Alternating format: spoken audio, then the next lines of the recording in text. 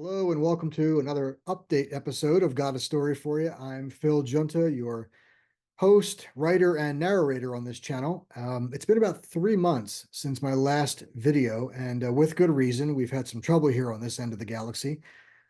First and foremost was, I guess you would call it an arthritic flare-up in my right knee that was excruciating and made it almost impossible for me to walk at times. That started in May. I've since had a steroid injection and a visco injection, neither of which have solved the problem. So I'll be going back to the orthopedic specialist to discuss next steps, probably knee replacement surgery at this point. So stay tuned for details about that. Second problem, second tragedy and truly heartbreaking was the sudden death of my mother at the end of June. That, as you can imagine, just took my life off track completely. It was heartbreaking. It was devastating. And I'm just now, on August 2nd, the day after her birthday, getting my schedule, my life back on track here. So I want to share some good news with you. There were, despite all these problems, there were some wonderful things that happened during the summer. And of course, during dark times, difficult times, we try to cling to those bright moments to keep our spirits buoyant. So let me share with you some good news that occurred. First and foremost was my paranormal mystery novel, Testing the Prisoner, which had won a few awards, as mentioned in last episode, or last two episodes, has won 3 more. In April or May timeframe, it had won first place in the Pennsylvania Press Club communications contest. And all first place winners in all categories of that contest are forwarded to the national level to compete in the National Federation of Press Women Communications Contest. And I'm proud to say that Testing the Prisoner won second place in the novel category at the national level. So absolutely wonderful. I found that out, the day after my mom died. So that was a mixed emotions when that came out. But since then, the book has also won the International Impact Book Award, and most recently, in the last week or two, the PenCraft Summer 2024 Best Book Award. And it's my first time entering the PenCraft contest, as I understand it. All of the winners in the seasonal contests, spring, summer, winter, fall, are forwarded to the end of year Best Book Award contest. And so Testing the Prisoner will be among them, I think. And if so, and if it wins anything, I will let you know about that. So very proud of Testing the Prisoner, the second edition, the second re-edited edition. It's doing very well with the awards. It's doing very well with readers and reviews. And it's out there available on Amazon and Barnes and Noble and all your favorite online bookshops. It's $2.99 in ebook, and it's about $18.99 in paperback. So very proud of the book. It's doing very, very well. Very excited about that. And two other things that occurred during all of these trials and tribulations of my summer was the release of my second paranormal mystery novel. Actually, the second edition of my second paranormal mystery novel, called By Your Side.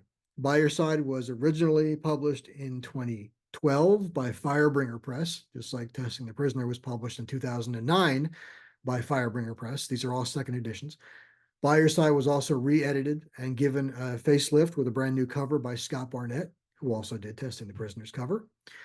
So this book is out now on Amazon and BarnesandNoble.com and all your favorite online booksellers, Kobo and Smashwords, for the same price as $18.99 paperback, $2.99 in ebook.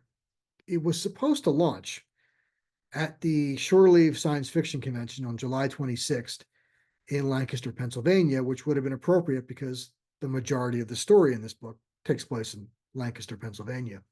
Unfortunately, due to a home emergency, I had to cancel at the last minute on shore leave, which broke my heart, absolutely broke my heart. Just another thing this summer to bring me down. But I'm trying to stay upbeat here because I'm launching this book at the Lehigh Valley Comic Con.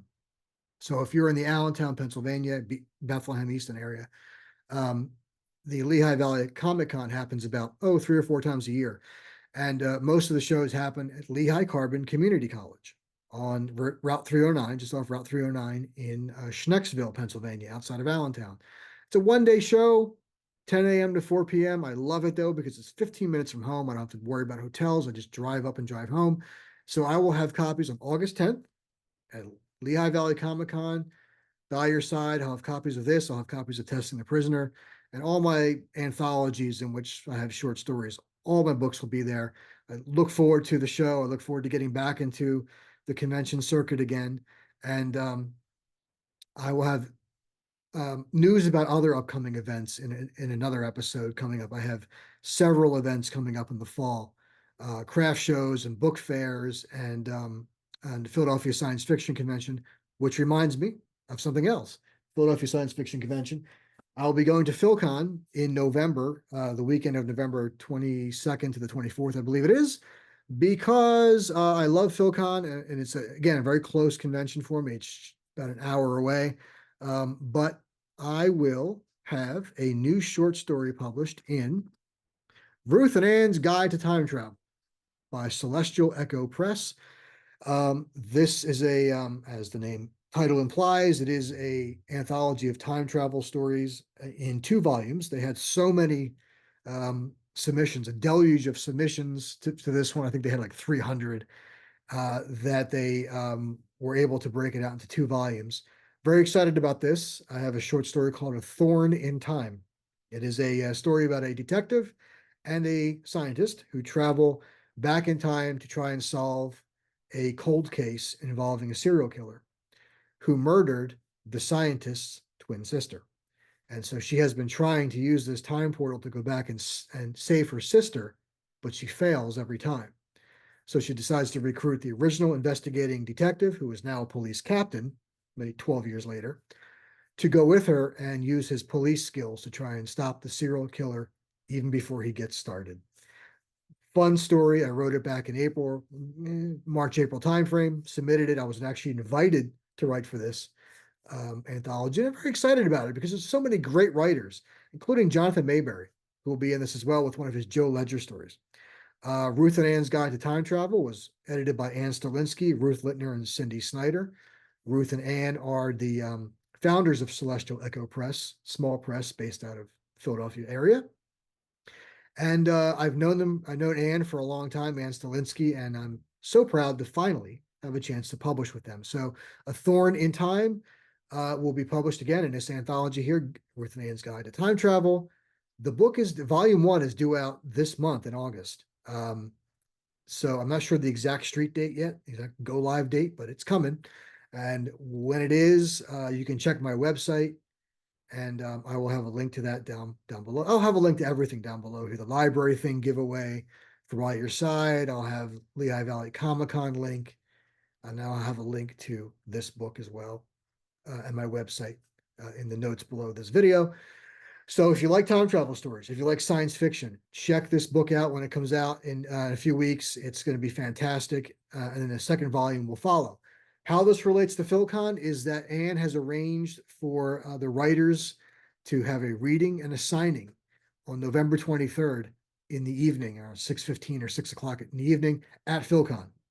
So if you're going to PhilCon in Cherry Hill, New Jersey, November 22nd to the 24th, it'll be on the schedule. Check it out. I'll have a link to PhilCon, of course, in the notes below as well.